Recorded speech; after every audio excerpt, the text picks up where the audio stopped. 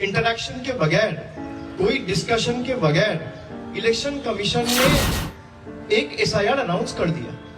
ये दिखाता है और दर्शाता है कि चुनाव आयोग अपना काम नहीं कर रहा है, कहीं बीजेपी के थ्रू प्रेशराइज्ड हो रहे हैं। आपको अगर एसआईआर करना था, पिछला बार जब एसआईआर हुआ था 2002 में, तो 2 साल लगा था। ये मैं फिर से कह रहा हूं सबके लिए कि पिछला बार जब एसआईआर हुआ था, स्पेशल इंटेंसिव रिवीजन जिसको कहा जा रहा है, वो 2002 में हुआ था, उसके लिए 2 साल लगा।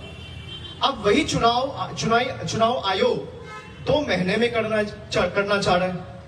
अब 2 साल का काम अगर आप 2 महीने में करना चाह रहे हैं, तो आपके पास कोई रेसिपी होगा या कोई जादू का छड़ी होगा जिसके बल पे आप ये काम कर रहे हो। मैं 4 दिन पहले जब आप सब लोगों से मिला तो मैं पूछा कि क्या जादू का छड़ी और क्या रेसिपी आपके पास है, कि भाई कोई क्लैरिटी नहीं है और 2 साल पहले 2 साल जिस प्रक्रिया को लगता है वो आप 2 महीना में कर रहे हो, इसका क्या रेसिपी है। तो अभी तक वो बोल नहीं पाए। आप अनप्रिपेयर्ड हो। स्टेट गवर्नमेंट के साथ आपने कोई तरीके से डिस्कशन नहीं किया, बैठा नहीं, इनका सलाह नहीं लिया, कोई सलाह मशवरा के बगैर एसआईआर अनाउंस कर दिया गया। और अगर आपका एसआईआर करने का लक्ष्य और उद्देश्य घुसपैठिया को चुन के निकालना ही है, तो बांग्लादेश और म्यांमार के साथ 8 प्रदेश ऐसा है जो बॉर्डर शेयर कर रहे हैं। म्यांमार और बांग्लादेश के साथ नागालैंड बॉर्डर शेयर कर रहे हैं, मिजोरम बॉर्डर शेयर कर रहे हैं, मणिपुर बॉर्डर शेयर कर रहे हैं, उधर अरुणाचल ऊपर में है, मेघालय है, त्रिपुरा है, असम है और बंगाल है। बंगाल को छोड़ के बाकी जो 8 प्रदेश है, बंगाल को छोड़ के बाकी जो 8 प्रदेश है, वो 8 प्रदेश में एक भी प्रदेश में एसआईआर नहीं हो रहा है। वो खाली बंगाल में ही कर रहे हैं।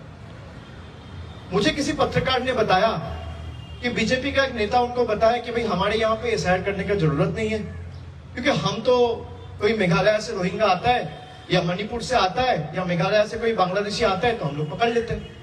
भाई अगर नागालैंड या मिजोरम या मणिपुर या अरुणाचल से कोई रोहिंग्या आता है तो आप लोग पकड़ लेते हो, तो बंगाल में रोहिंग्या घुसेगा कैसे। बीजेपी का सरकार ने 2,500 करोड़ रुपया उठाया आधार और पैन कार्ड लिंक करने के लिए। आप सबको पता होगा, याद होगा 2 साल पहले 1,000 रुपया पेनल्टी लिया गरीबों से।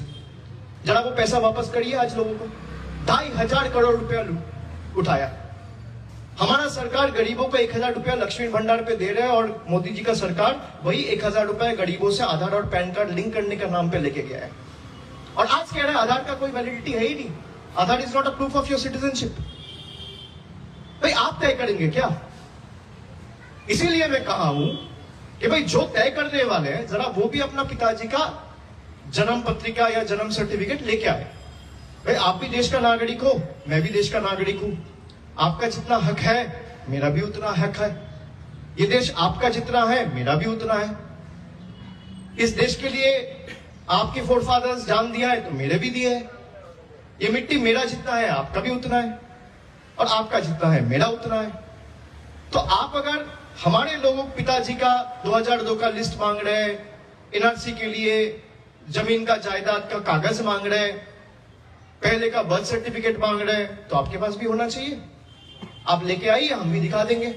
भाई एक हाथ कागज दिखाइए, एक हाथ कागज लीजिए, सीधा है।